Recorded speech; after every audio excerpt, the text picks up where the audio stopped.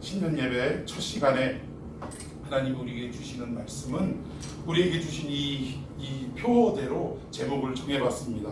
말씀이 현실이 되게 하라. 오늘 이 말씀을 통해서 여러분의 인생이 하나님의 말씀대로 이루어지는 복된 삶이 되기를 축원해 드리겠습니다.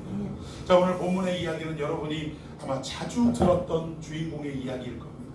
유두고라는 청년의 이야기예요. 여러분, 유두고라는 이 청년이 드로아라는 지역에 살던 사람인데, 이 드로아라는 지역이 어디하고 가깝냐면 우리 그리스 신화라든가 로마 이야기 같은 걸 이렇게 보면 트로이 목마 사건 여러분 아시죠? 이 트로이 목마 사건이 발생한 곳하고 상당히 가까운 곳이 드로아입니다. 그래서 이제 이러한 지역에서 바울이 이제 말씀을 강론하다가 이제는 내일이면 떠나갈 그런 계획이 잡힌 거예요. 그래서 이제 떠나갈 이 성도들을 생각하니 내가 언제 다시 여기에 와서 말씀을 증거하며 함께 예배를 드릴 것이냐라는 어떤 기약할 수 없는 이런 상황 때문에 그 애틋한 마음이 넘쳤던 것 같아요. 그래서 바울 선생님이 그만 예배가 어떻게 됐어요? 길어졌다라는 거예요. 길어졌다. 그 중에서도 설교가 엄청나게 길어졌다라는 것입니다. 자, 우리 그 내용을 좀 한번 살펴보도록 하겠습니다. 자, 우리 5절부터 한번 교독해 보십시다. 그들은 먼저 가서 드로아에서 우리를 기다리더라. 6절. 우리는 미디어를 위해 빌립보에서 배웠다. 다세만에 드로아에 있는 그들에게 가서 일회를 머무니라. 예, 여기 보니까 바울이 드로아에 가서 일주일 7일 동안을 지금 머무른 상태입니다. 자, 7절에 그 주간의 첫날에 우리가 떡을 때려 하여 모였더니 바울이 이튿날 떠나고자 하여 그들에게 강론할세 말을 언제까지? 밤중까지 계속하며. 그러니까 우리는 이 내용을 보면서 아이고 설교 치질도 오래 했던 모양이다 라고 생각을 하지만, 그러나 이 바울의 마음을 우리가 이해해야 돼요. 이제 내일이면 떠나가는데 이 성도들을 다시 볼 기약이 있습니까? 없습니까? 없는 거예요. 그래서 이제 두 번 다시 못 볼 수도 있는 이 사랑하는 성도들을 앞에 두고 본인이 하나님으로부터 받은 이 예수 그리스도의 복음에 대해서 하나라도 더 가르치고 하나라도 더 전수하고 가려고, 전파하고 가려고 그 간절한 마음으로 아마 설교가 길어졌던 것 같습니다. 자, 우리 본문의 내용을 이렇게 설명을 드렸고 우리 말씀의 내용을 하나하나씩 좀 우리가 강해를 하도록 하겠습니다. 자, 7절에 보니까 그 주간의 무슨 날에? 첫날에. 그 주간의 첫날은 요일로 따지면 무슨 요일입니까? 그렇죠, 일요일이죠. 일요일. 우리가 달력을 봐도 언제 무슨 요일부터 시작이 되죠? 일요일부터. 예, 지금 여러분들은 믿음이 좋아서 일요일을 일요일이라고 하지 못하고 아버지를 아버지라 하지 못하고 형이라고 하지 못하듯이 일요일을 일요일이라 하지 못하고 일요일을 뭐라고 불러요? 주일이라고 부르더라는 거예요. 근데 여러분, 일요일이라고 부르셔도 말씀하셔도 무방합니다. 여기 전 주간의 첫날은 어떤 날이냐? 안식일이 몇 요일이었죠? 토요일. 그래서 안식 후 첫날이라고도 표현을 합니다. 안식 후 첫날이라고도 표현이 되는데 그날이 바로 우리가 요일로 따지면 일요일이 된다라는 거예요. 그런데 여러분, 우리가 자꾸 좀 전에도 언급한 것처럼 주일이라고 우리가 표현을 하고 교회 다니는 사람이 주일을 일요일이라고 이야기하면 믿음이 있는 것 같아요? 없는 것 같아요? 믿음 없어도 참 없는 것 같아요. 그런데 여러분, 한 가지 해주겠습니다. 주일은 일요일만 주일입니까? 모든 날이 주일입니까? 그렇죠. 모든 날이 주일이기 때문에 일요일만 주일이라고 말하는 것도 사실은 어폐가 있는 거예요. 그래서 우리의 삶 전체가 주일에 살아가는 삶인데 이 일요일은 특별히 우리가 구별해서 모여서 예배드리고 오늘 본문에 보니까 떡을 뗐다 했는데 성찬을 하고 이러한 날로 삼기 때문에 그 날을 강조하기에 우리가 특별히 주일이라고 하지만, 이 주일이라는 의미는 전체가 우리의 모든 살아가는 날이 전부가 다 주일이다라는 것을 여러분 잊지 마시고 반드시 기억하시기를 예수님의 이름으로 축원해 드리겠습니다. 그러니까 가끔 일요일이라고 얘기해도 믿음 없다라고 얘기하지 마세요. 왜? 모든 날이 주일이니까. 그런데 이 주간의 첫날, 즉 주일날, 일요일날 모여가지고 뭐를 했다고요? 떡을 떼려고 모였다 이거. 떡을 떼러 모였다라는 것은 넓게 설명을 하자면 예배하기 위해 모였다라는 것입니다. 예배 드리기 위해, 예배하기. 가끔 참 이게 여담입니다만 예배 보러 가요 라고 얘기하면 요 예배는 보는 게 아니라 드리는 겁니다 뭐 이러시는 분 있잖아요. 난 그분은 국어 공부를 더 확실하게 하셔야 된다고 생각해요. 여러분, 예배를 보러 간다라는 본다는 의미는 우리 눈으로 본다는 그 얘기가 아니에요. 여러분, 가끔 보면 열심히 막 일하시는 분들한테 우리 충청도 분들 특히 뭐 보라고 그래요? 욕 보세요 그러는 거예요. 욕 보세요. 그러면 욕 보시라는 얘기가 욕을 눈으로 보라는 얘기예요? 수고하시라 그 얘기예요. 왜? 그 일에 전념하라 그 얘기입니다. 고생이 되겠지만 그 일에 마음을 다하라 그런 의미로 욕 보세요 라고 하는데, 우리가 예배 보러 갑니다 라고 말할 때 여기에 본다라는 말은 드린다라는 행위를 표현하는 단어랍니다. 그러니까 우리가 예배 보러 갑니다 이런 거에 자꾸 꼬투리 자꾸 늘어지지 말라 이 얘기예요. 예배를 보러 가고 예배를 하러 가고 예배를 드리러 가고 다 똑같은 얘기라는 거예요. 아시겠죠? 예배를 드리기 위해 모였다. 즉 떡을 떼려고 모였다. 왜냐하면 그때는 모일 때마다 뭐를 했다고요? 성찬을 했기 때문에. 성찬식에는 떡을 떼고 포도주를 나누는 그러한 의식이 있었다는 거예요. 근데 우리처럼 성찬상을 따로 차려놓고 미리 준비하고 썰어놓은 카스테라를 하나씩 이렇게 먹는 그런 성찬이 아니라, 예전에는 진짜 예배 도중에 식사가 이루어진 거예요. 그러니까 식사가 이루어졌는데 떡을 어떻게 가져왔냐, 빵을 어떻게 가져왔냐, 누룩 없는 그 빵을 덩어리로 가져왔다는 거예요. 덩어리로 가져와서 이 앞에다 놓으면 어떻게 해요? 한 사람씩 그 빵을 뜯어갔다라는 거, 떼어갔다라는 거예요. 그러니까 이 성찬식에도 여러분 굉장한 의미가 있는 게, 예를 들어서 우리가 성찬을 할 때 덩어리로 여기다 놨어요. 근데 일찍 오고 앞에 앉은 사람이 먼저 나와가지고 내가 아침을 안 먹었네 하고 빵을 그냥 뚝 떼가지고 먹으면 저 뒤쪽에 있는 사람들은 빵이 남겠어요? 안 남겠어요? 안 남는 거예요. 이 성찬이라는 이 의식을 통해서도 앞에 먼저 오시고, 그러니까 어떻게 보면 기득권이 있다라고 하는 분들이라고 표현할 수 있는데, 왜냐하면 그때 당시에는 다들 산다고 하는 집에서 다 빵들을 준비해가지고 가져왔어요. 그러면 대부분 보십시오. 교회 안에서 어떠한 행사를 할 때 음식을 막 준비하고 재료를 사가지고 오고 이런 분들이 많이 먹습니까? 아니면 이런 분들이 못 먹기도 하고 그렇습니까? 대부분 이런 분들이 많이 먹어요. 왜? 내가 이 일에 참여했기 때문에. 우리 아들, 딸들 막 다 불러다가 일로와 해가지고 국자로 고깃국 풀 때도 내 아들, 딸한테는 어떻게 해요? 고기를 좀 많이 퍼가지고, 건더기를 많이 퍼가지고 이렇게 주고 그러는 경우가 있다. 그때 당시에도 앞에 앉고 먼저 선순위에 있는 사람들이 이 빵을 준비해 온 사람들이 대부분이었다. 그리고 부자들이었다. 그러니까 이런 사람들이 먼저 자기의 욕심과 자기의 생각대로 빵을 다 떼가 버리면 뒤쪽에 있는 사람이, 대부분 늦게 오는 사람들은 노예들이나 어떤 얽매여 있어서 하루하루 살아가기가 급급한 어려운 사람들입니다. 그러면 이런 어려운 사람들은 뒤쪽에 공간이 협소해갖고 들어오지도 못하는 경우가 있어요. 오늘 본문에도 이 유두구라는 주인공이 예배드리는 1층 현장에 앉아있지 못하고 몇 층에 올라갔어요? 3층. 그것도 저 구석탱이 창가에 앉았어요. 창가에. 그러니까 이런 사람들은 성찬에 참여할 수가 없게 되더라는 거예요. 그러니까 안 그래도 배고파갖고 여기 왔는데 식사 자리에 자기 먹을 밥이 없는 거예요. 빵이 없는 거예요. 그래서 우리가 성찬을 통해서도 교회는 어떻게 해야 돼요? 오히려 가진 자, 오히려 힘 있는 자들이 더 양보하고 희생하고 헌신하는 공동체가 되어야 한다는 것입니다.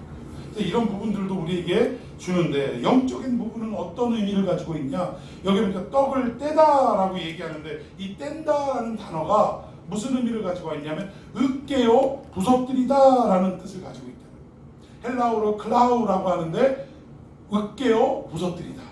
여러분, 성찬할 때 떡을 떼는 것이 으깨어 부서뜨리는 거예요. 이 떡을 으깨고 부서뜨리는 것인데, 이게 무엇을 상징하냐? 예수 그리스도는 우리에게 생명의 떡으로 오신 분인 걸 믿으시기 바랍니다. 그런데 그 예수님이 이 땅에 오셔서 그냥 잘 먹고 잘 살다 가신 게 아니라 당신의 몸을 어떻게 하신 거예요? 보리떡 대신 당신의 몸을 으깨고 부수어 당신의 성체를 찢으셔서 당신의 거룩한 구원의 보혈을, 그 생명의 보혈을 우리에게 남김없이 어떻게 하셨다? 흘려 보내주셨다. 성찬을 할 때 우리의 마음, 잊지 말아야 할 마음은 뭐냐? 떡을 하나씩 우리가 먹는 순간에 예수님은 이 땅에 우리 떡으로 오신 분이구나. 우리가 반드시 먹어야 할 생명의 떡으로 오신 분이구나. 그러면서 그분이 우리를 살리기 위해 십자가에서 당신의 그 떡 대신 성체를, 몸 대신 성체를 찢으시고 으깨어 부서뜨려서 우리를 먹여주셨구나. 그래서 우리를 살려주셨구나 라는 이 의미를 우리는 잊어버려서는 안 될 줄로 믿습니다.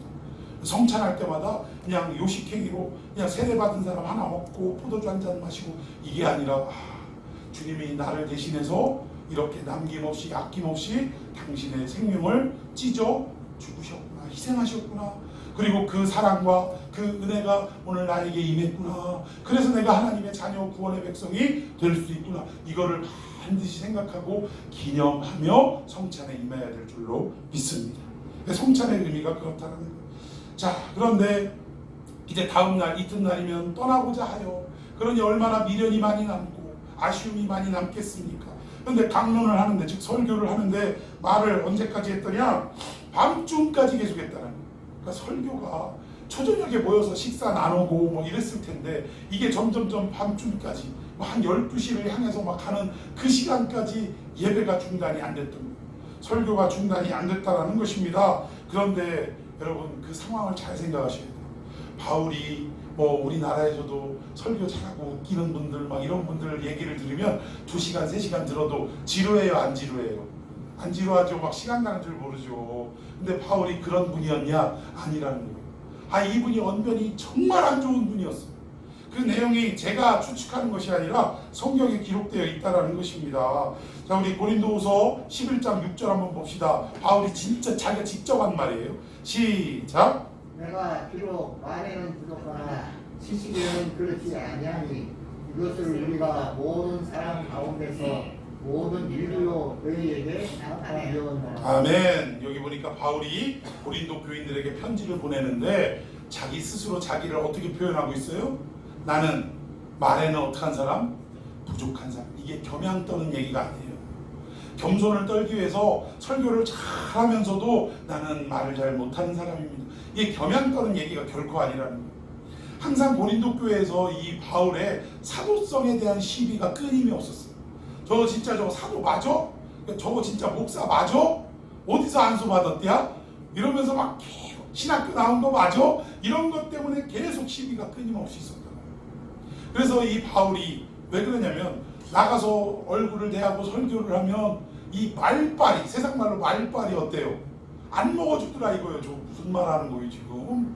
이 서두하고 결론이 이게 뭐가 안 맞네? 중간에 자꾸 말이 막 꼬이네? 막 이러면서 아이고 이상하네. 근데 이 사람하고 항상 바울과 비교가 되는 또 한 사람이 있었어요. 그 사람이 누구냐? 아볼로라는 사람이야. 아볼로.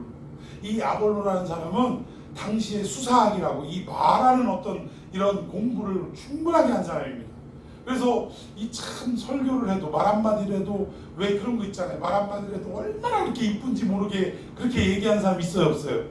있어요. 그냥 저도 요즘 설교를 이렇게 방송을 통해서 유튜브를 통해서 들어보면 어떤 목사님은요, 진짜 막 어쩌면 그 설교의 표현력 그리고 그 톤 높낮이 막 이런 것들 하면 그 이야기의 전개 방향 막 이런 것들을 보면 기가 막히다.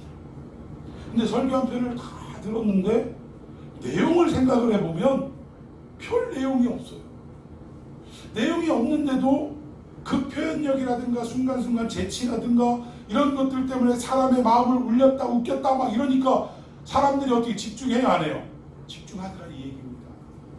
여러분 아볼로가 그 당시 그렇게 말 잘하는 사람이라 성도들 안에는 아볼로파가 있었고 바울파도 있었고 심지어는 개바파도 있었어요. 그러니까 나는 이꼴 저꼴 다 보기 싫다. 나는 무슨 파? 나는 오직 예수는 돼 하고 예수파. 예수님이 언제 파 만드셨어요? 예수당이라는 거 만드신 적 있습니까? 없습니다. 근데 교회가 이런 상황이었는데 그 문제가 뭐였냐면 바울이 말을 잘 못하는 사람이었기 때문에 그런 이유도 있었다라는 거예요. 그럼 말을 못하면 여러분 목사가 설교가 좀 이렇게 뭐라고 할까 이게 변변치 않고 이러면 뭘 해도 잘해야 돼요? 다른 걸 해도 잘하고 그리고 설교 시간에 이 귀가 힘들게 하면 뭘 해도 무슨 맛이라도 있어야 돼요.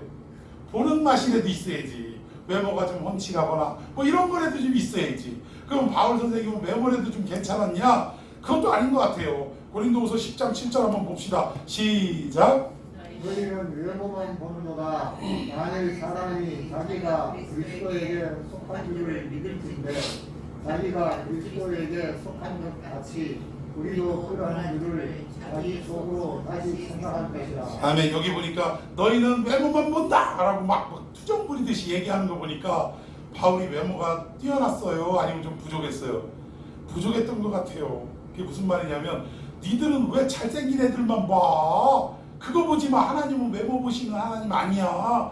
그 내용을 봐. 내용을 지금 이 얘기를 하는 거예요. 본인이 잘생겼으면 장동건처럼 생겼으면 이런 얘기 했겠어요? 문헌에 보니까 바울 선생님의 외모에 대해서 설명한 내용이 있는데 일단 바울 선생님은요 뚜껑이 없는 분이래요. 뚜껑이 다 날아간 분이래요. 그리고 코도 매부리 코에다가 또 심지어 어떤 분은 다리도 오다리래요. 오다리, 옷자다리 있잖아요. 벌어진 다리. 뭐 이런 데다가 아주 그냥 뭐 편집증 같은 것도 있고 그리고 이분이 그 눈에 안질, 이게 뭐 몸에 가시라고 표현하는데 미루어 볼 때 어떤 뭐 목사님들 연구하는 분들이 대다수가 이 병은 아마 안질이었을 것이다. 그게 왜냐면 예수님을 다메섹 불상에서 처음 만나고 뭐가 멀었어요? 눈이 멀어버렸어요. 그리고 아나니아의 기도로 그 눈에서 비늘 같은 것이 벗겨지고 보게 되었는데 그 이후로도 언제나 이 눈에 대한 어떤 질병 때문에 본인이 직접 글을 쓰지 못하고 대필해서 쓴 경우가 많았다는 거예요. 그리고 성경 곳곳에 보면 내가 큰 글씨로 쓴다. 이 얘기는 무슨 말이냐면 눈이 좋아야 작은 글씨도 쓰죠. 본인이 안 보이니까 큰 글씨로 쓴다. 이런 표현을 했던 것 같아요. 그래서 아마 안질이 걸렸는데 이 앞에서 설교하면서 눈곱 누런 게 막 질질거리고 이러니 외모가 보기에 좋았겠어요?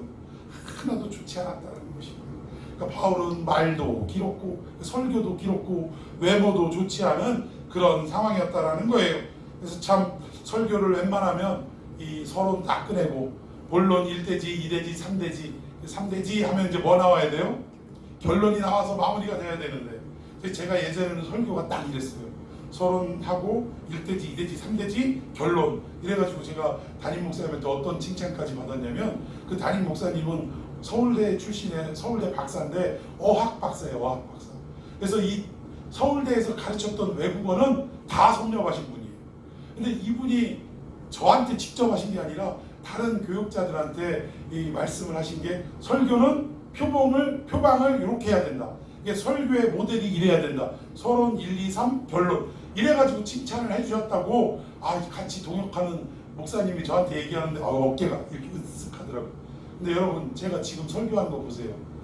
서론 1대지, 2대지, 3대지 결론 이렇게 합니까? 아니에요.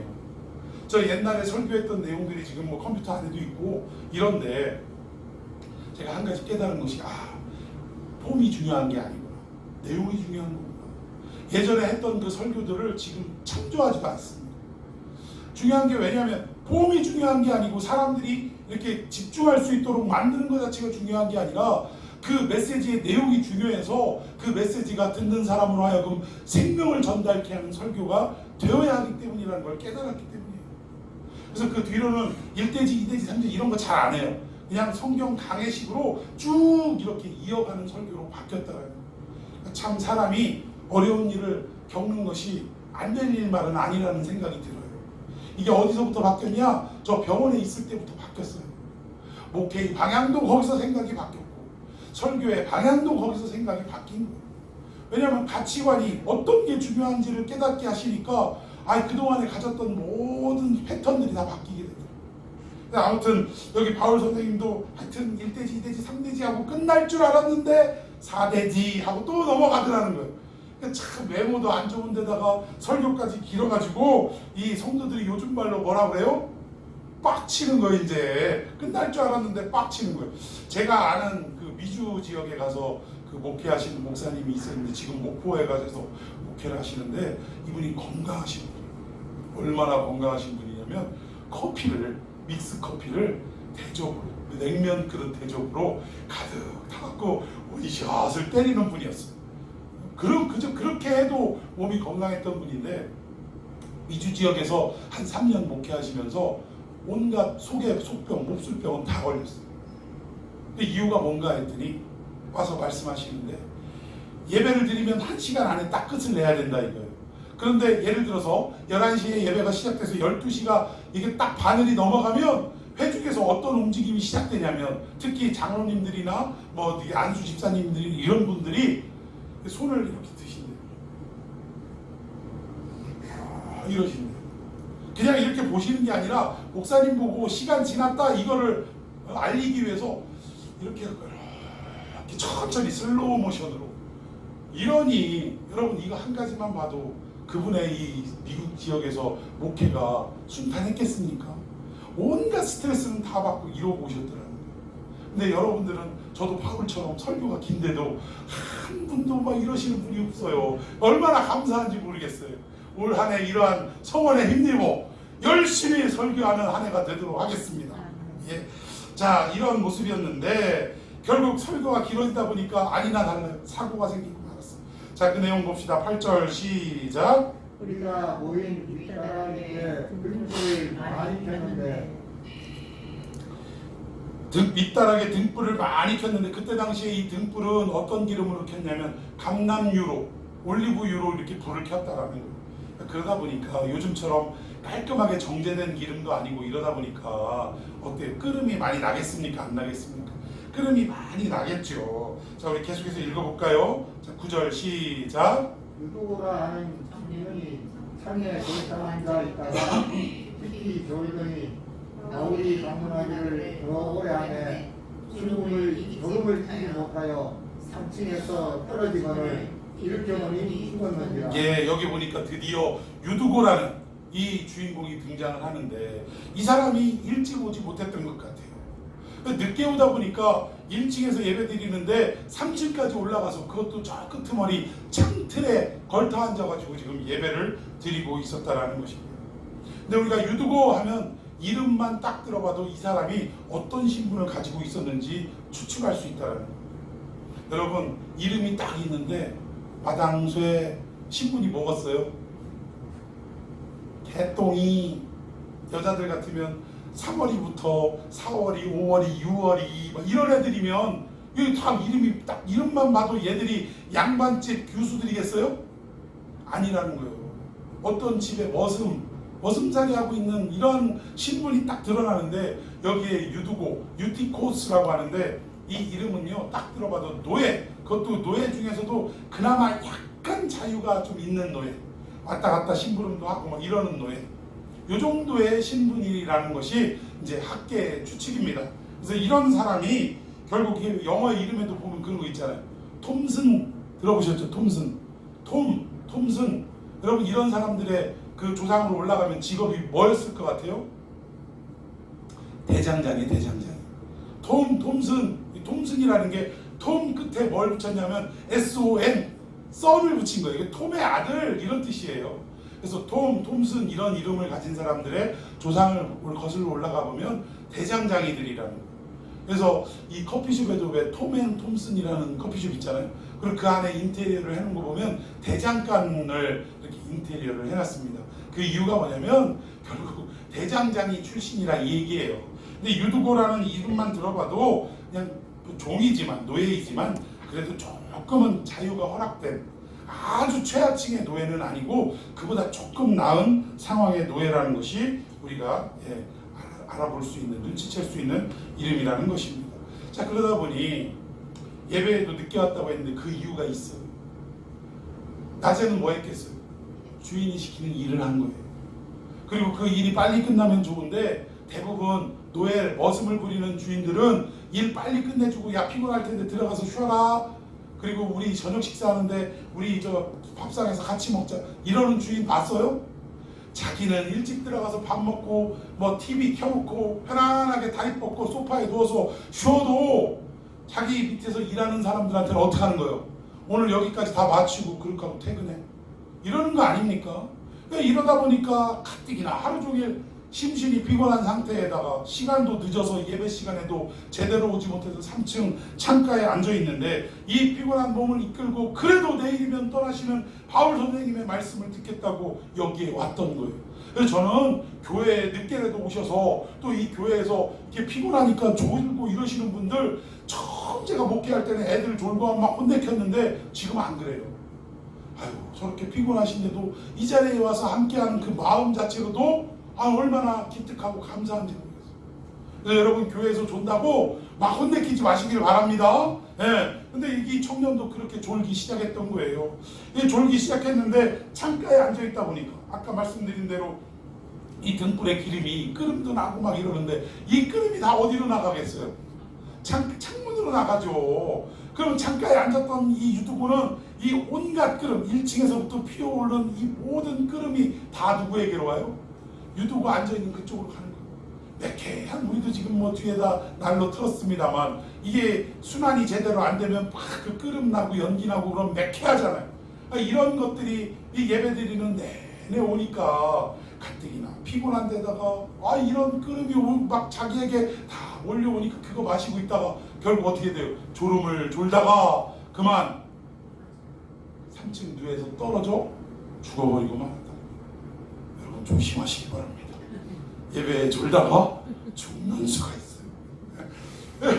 이 유두부가 결국 이 졸음을 못 이기고 떨어졌는데 여기 떨어진다라는 단어를 보니까 헬라어로 핍토라고 하는데 이게 무슨 뜻이냐면 높은 곳에서 낮은 곳으로 떨어진다라는 이런 의미, 보이는 의미도 있지만 영적인 의미로는 심판에 떨어진다, 파멸 이런 의미를 가지고 있다.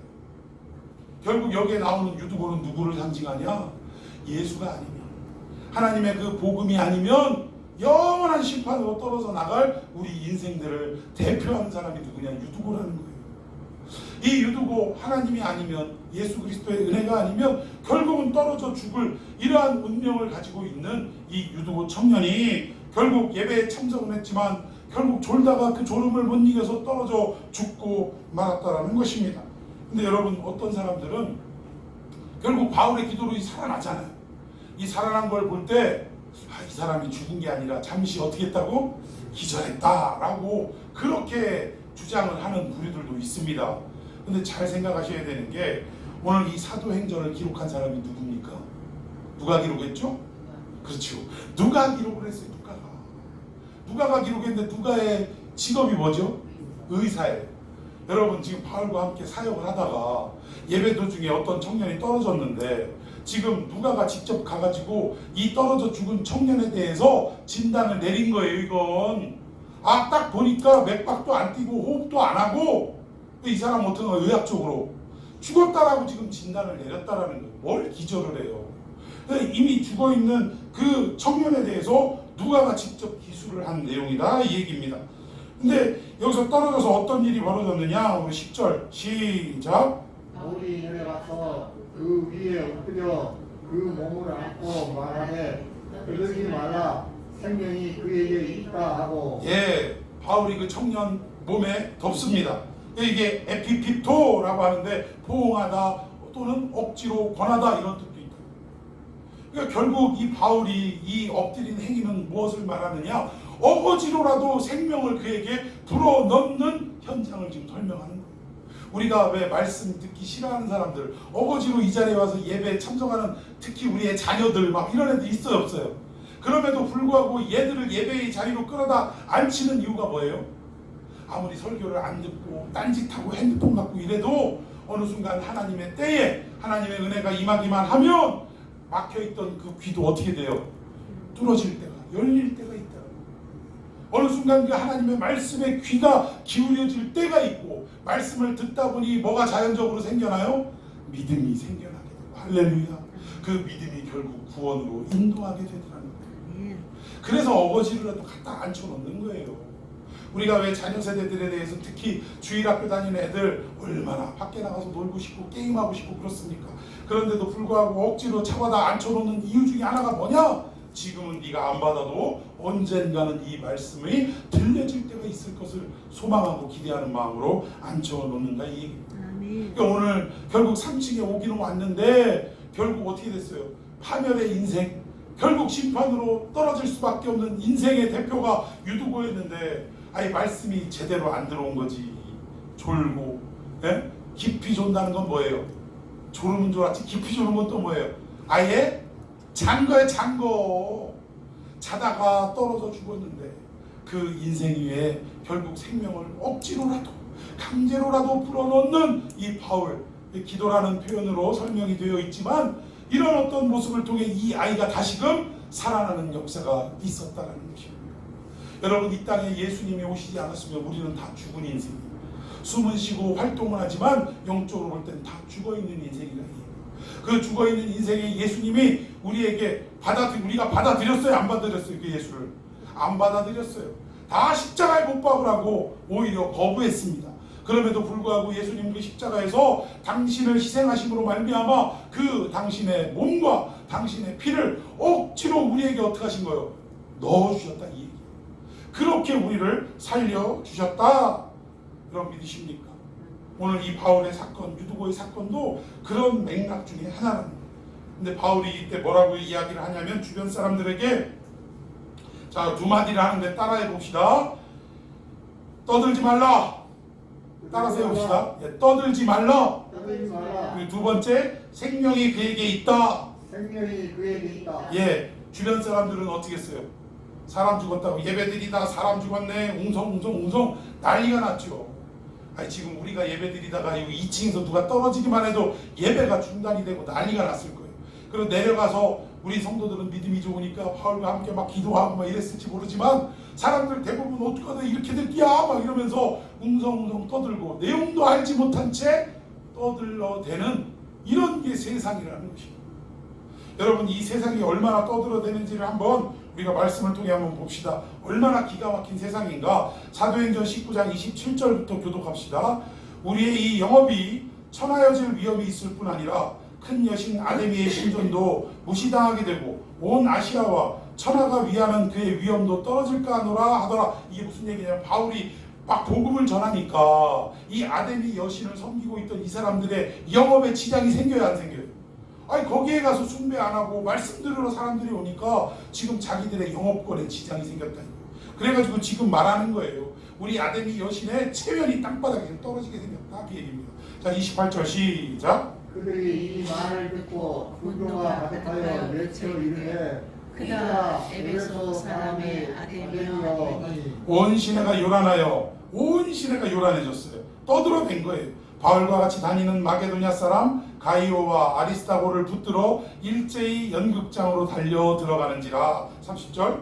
바울이 백성 가운데로 들어가고자 하나 제자들이 말리고 또 아시아 관리 중에 바울의 친구된 어떤 이들이 그에게 통지하여 연극장에 들어가지 말라 권하더라. 32절. 사람들이 외쳐 어떤 이는 이런 말을 어떤 이는 저런 말을 하니 모인 무리가 불란하여 회관이라 어찌하여 모였는지 알지 못하더라. 아멘. 이 세상은 어떤 세상이냐? 여기저기서 외치고 떠드는 소리가 난무한데 어떤 사람은 이런 말하고 또 다른 사람은 저런 말을 하고 의견이 다 분분한데 태반이 거기에 떠드는 태반이 어때요? 이 일이 왜 일어나고 무슨 연유인지 알아요 몰라요? 알지도 못하고 떠들더라고요. 여러분 코로나19로 교회가 무슨 코로나 온상지가 돼버렸는데 사람들은 이 내용을 모릅니다. 어떠한 이유로 지금 상황이 이렇게 펼쳐지고 있는지 알지도 못해요. 그냥 누군가가 이 사람이 저 말하고 저 사람이 저 말하면 그러면 사람들은 알지도 못하면서 똑같이 어떻게 하는 거예요? 욕하고 비방하고 난리를 치는 거예요. 이게 세상입니다. 이러한 세상을 향해서 우리가 살아갈 때 어떻게 되냐? 휩쓸려야 되느냐? 아니면 이 본질이 무엇인지를 깨닫고 말씀에 굳건히 붙들려 있어야 되느냐? 이것이 우리의 선택이다. 바울은 이러한 상황 앞에 아이가 죽고 청년이 죽고 이제는 다시금 그 앞에 엎드려 기도하는데 주변 사람들은 떠들어대기 시작하는 거예요. 그래서 뭐라고 첫마디를 이야기했냐? 떠들지 말라! 여러분 이 세상은 내용도 알지 못하고 떠들어대는 게 이 세상입니다. 이런 세상 속에 살아가는 우리들이 첫 번째 세상을 향해 선포해야 될 일이 뭐냐? 떠들지 말라! 자꾸 나를 현혹시키지 말아라. 나 자꾸 어지럽고 속 시끄럽게 하지마. 조용히 해. 왜? 너희들이 떠든다고 분명한 이유와 목적과 해결책이 나오는 게 없기 때문에 그렇다. 오직 모든 문제의 해결의 근원은 누구시냐? 하나님이시며 그분의 말씀이 모든 것들을 해결해 주신다 이 말입니다. 여러분 청년을 살린 게 주변 사람들의 떠듬이었습니까? 아니었다라는 거예요. 이 청년이 살아난 것은 하나님의 능력인 줄로 믿으시기를 바랍니다. 올 한 해 마치 바울이 주변 세상을 향해 떠들지 말라라고 선포했던 것처럼 여러분의 그 마음에서도 여러분의 신앙에서도 세상을 향해 어떠한 말씀이 선포되어야 되느냐? 떠들지 말라! 여러분 좋게 얘기해서 떠들지 말라지. 우리 열받고 화나면 뭐라 그래요? 입 닥쳐라, 입 다물어라, 세상아 입 다물어라, 하나님이 말씀하신다. 이러한 마음의 자세로 올 한 해 살아가는 저와 여러분이 되기를 예수님의 이름으로 축원해 드리겠습니다. 이런 역사가 있어야 되는 거예요. 그리고 아직 생명이 있다. 이것은 하나님께서 이 아이를 살려주실 것을 믿는 믿음.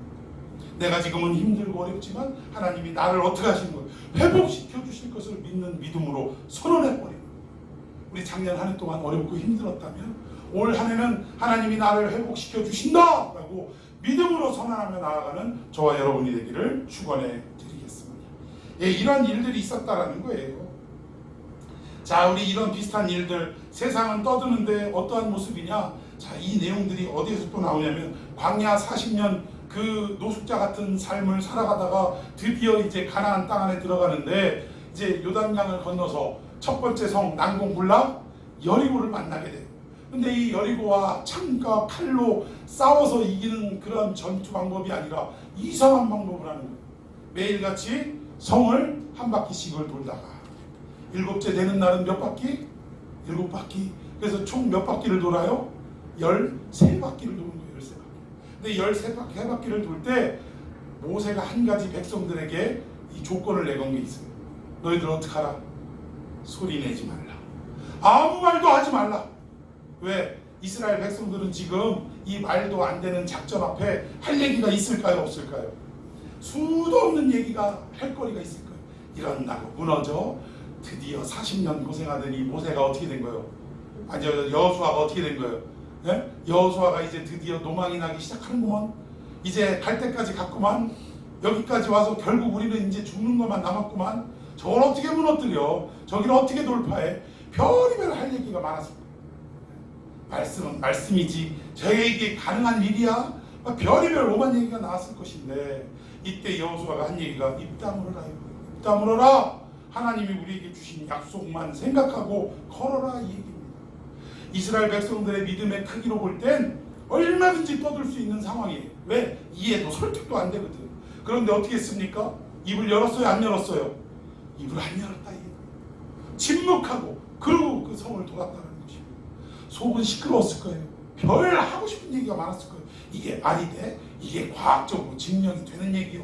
뭐예요? 막 별의별 얘기가 하고 싶었을 텐데 이해도 설득도 안 되지만 하나님이 입 다물어라 라고 하셨으니, 그리고 말씀대로 순종하라 라고 하셨으니 하고 싶은 말은 많아도 입 꾹 닫고 말씀 따라 순종을 했다 이 얘기입니다. 그랬더니 어떻게 된 거예요? 여리고가 무너져 내리고 있습니다.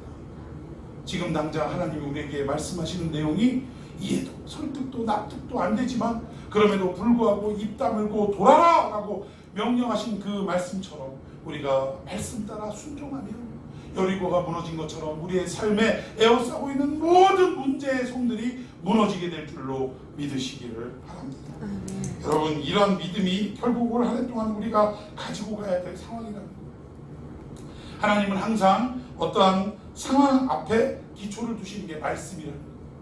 여러분, 아브라함에게 처음 갈대아 우르에 있는 이 멀쩡하게 잘 사는 애한테 찾아가가지고 내가 너한테 약속의 땅을 줄 건데 젖과 꿀이 흐르는 땅이야, 거기로 가라 라고 할 때 이 아브라함이 물론 순종을 했지만 이 성경에는 기록되어 있지 않지만 가족들에게 설명했어야 됐을까요? 안 하고 그냥 무조건 입 닥치고 보따리 싸 그랬을까요? 뭔가 얘기는 했어야 될 거예요. 왜? 그때는 더군다나 누구까지도 있었어요? 집안의 가장인 아버지 대라도 있었거든요. 이 아버지 대라를 위시해서 아내와 친척들과 자식은 없죠. 하여튼 뭐 가족들에게 다 이 부분들을 설명하고 납득을 시켜야 되는데 여러분 얼마나 고민이 됐겠어요.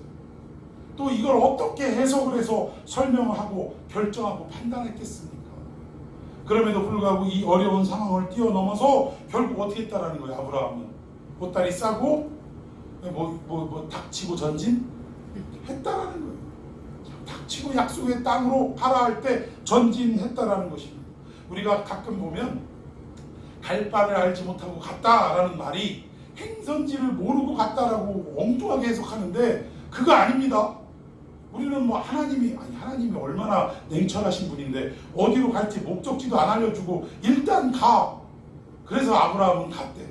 그 얘기가 아니에요.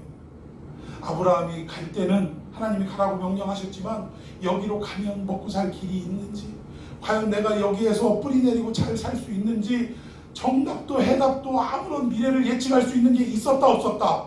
없었음에도 불구하고, 미래가 불확실했음에도 불구하고 하나님이 가라 하시니 갔다, 그 얘기예요. 아니, 하나님이 처음 나타날 때부터 갈대아 우르에서 떠나서 가나안을 약속하셨는데 뭘 갈 바를 몰라요. 갈 바를 모르기는. 그러니까 해석을 우리가 잘해야 된다니까. 아무튼 그랬음에도 불구하고 아브라함이 순종하고 현실이 되도록 그렇게 역사했다는 거예요. 그러니까 이게 뭐냐, 우리 인생에서 훈련해야 될 부분들이 이 설교를 통해서, 성경을 통해서 깨달아야 되는 게, 항상 하나님은 우리에게 던져주시는 게 텍스트를 던져주셔요. 본문을 던져주셔요. 하나님의 말씀을 먼저 던져주시는데 그 다음에 해야 될 일이 뭐냐면 이 말씀, 본문을 우리의 상황이라는 이 현실하고 어떻게 접합을 시켜야 될 것이냐의 고민이 우리에게 있어야 한다는 것입니다. 근데 이 과정에서 정말 이해도 납득도 설득도 안 되는데도 불구하고, 그래 하나님이 하라 하셨으니 그래 그 말씀대로 내가 순종해야겠다라는 훈련과 반복이 없으면 현실이 될 수 없다라는 것입니다.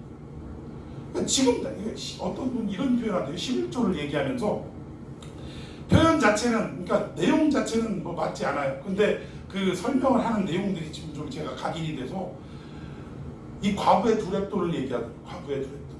과부의 두렙돈 식사 한 끼값. 근데 이거를 헌금으로 바쳐야 되느냐 말아야 되느냐 고민이 됐겠어요, 안 됐겠어요? 고민이 되죠. 자식도 있는데.